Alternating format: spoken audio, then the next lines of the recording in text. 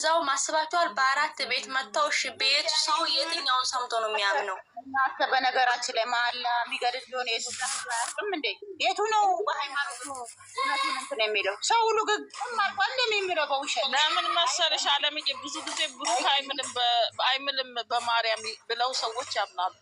ኧረ አሁን ያው እንግዲህ ተቀይራል። አይ የማለበት ቦታ ግን ወሳኝ ነው። ያው አይደል እንዴ አለምሽ ነው እንደውም ትልቁን እግዚአብሔር እኮ ነው የጠራው። ትልቁን እኮ ነው ስም የጠራ። ያው ፈጣሪ መሀሪ ይቅር ባይ ስለሆነ እግዚአብሔር ስሜን በከንቱ አትጥሩ ይላል። በቃላይ ስራቸው ያስጠላል። ወደዛ ወደ ሌላ ስራ ወይኔ በእውነት በተለኛ ሴቶች አንደግፍም እንደዚህ አይነት ስራ ሴትን ክብር ዝቅ የሚያደርግ በቃ ደግሞ ነበር ማይመጥ እንዴ ሙታደራ ቀጥቅጠው የሚሙሉት ቅመሜን ማንም የሚጠረጥራት የለም። ቅመሜን አይነውር አይኑ የማያይ አፉ የማያይ ያቃታል።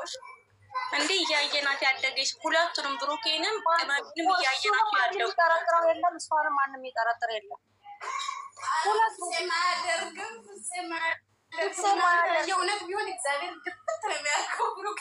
ኧረ ጭራሽ ሲጀምር የመጀመሪያው ብርሃን ቀን እራሱ ያውቃል። እንዴ ምን ሆናችሁ ነው? ይኸውላችሁ እኔ ግን ይኸውላችሁ አንድ ነገር ጠርጥሬያለሁ። የመጀመሪያ ቀን ፕራንክ ያደረገችው ቀን ፍፄን ደውል እኔም እሱን የማያውቅ ሰው ምናምን ስትለው ወጥቶ ነው። እሱ አጠገብ እኮ መደወል ይችላል። ማስደወልም ወጥቶ ነው አይደል የደወለው። ሲደውል ለሌላ ሰው ሳይሆን ለራሱ ለብሩክ የደወለ ነው።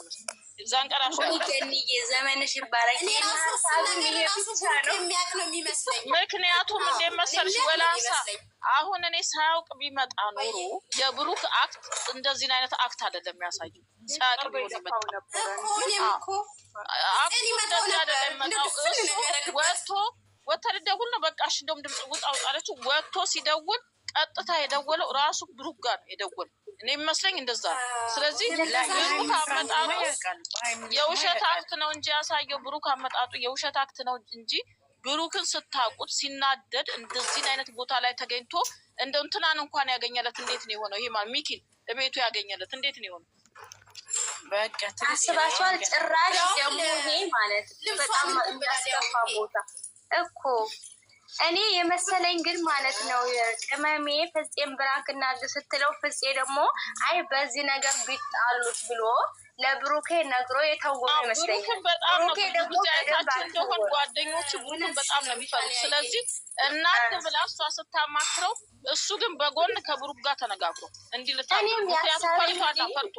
ፈርቷል። አይ እንዳይጣሉ ማስቦ ሲቀጥል የሩሙን ቁጥር የታወቀ ቀጥ ብሎ በራን ኳኩቶ መጣ። ደግሞ ደንግጦ አንተ ፍፄ ነህ እንዴ እኮ አላለም። ቀጥታ ተነስ ነው ያለው። ጭራሽ የማይመስል ነገር ነው። ስለዚህ እኔ ብሩኬ የሚያውቅ ነው ዞሮ ሁሉም የሚያውቃሉ። ግን እኛ ይሄን ስራ ቢግ ሼም ነው። እኔ በበኩሌ አልደግፈውም። ኧረ ይሄ ምን ወደቀፋት ልጅን ማንተን ዝቅ የሚያደርግ ነገር ረመ መድኃኒዓለም እኔ ከመጀመሪያው ገብቶኛል። እኔ ሲወጣ ሲደውል ራሱ ብሩክ ቀጥ ብሎ ሲመጣ፣ ምክንያቱም ብሩክን እንደዚህ አልጠበኩትም። በጣም ግስላ ሞክሯል፣ ግን እንደዚህ አይደለም። ንዴት ጭራሽ እንዴ! አረ ጭራሽ እኔ አንቆ ሁላ ነበር የሚደፋው። እንደዚህ ጭራሽ ማይመስል። ስለዚህ ያውቃል። ከዛ እነሱ ሁለቱ ተነጋገረ። እንዲያውቅ የሚያደረገው ምንድነው? ፍጹም ከሱ ጋር ተባብሯል። አንዳንዴ ፍራንክ ሲሰሩ እንደዚህ አይደል የሚሰሩት ሰዎች እንስራ ይሉና ከዛኛው ሰው ጋር ተመካክረው ገልብጠው ይሰራሉ። እንደዛ ማለት ነው። እኔም እንደዛ ነው የመሰለኝ። ግን ይሄን ድራማ ደግሞ ካረዘሙት በኋላ ተገልብጣ እንጃ ፈጣሪ እሱ እንደዛ ሊመጣ ይችላል እንደ ድሮ። አሁን እኮ ፍጹምን ያኔ አፍቅሬ እንትን ካንተ ፍቅር ይዞኛል እንዳለችው እሱ ደግሞ ገልብጦ ካንቺ አፈቅርሻለሁ እኔ እና አንቺ ነገር አለን ምናምን አለ። እሷም ከድራማ ከቆየ እኮ ተቀብየዋለሁ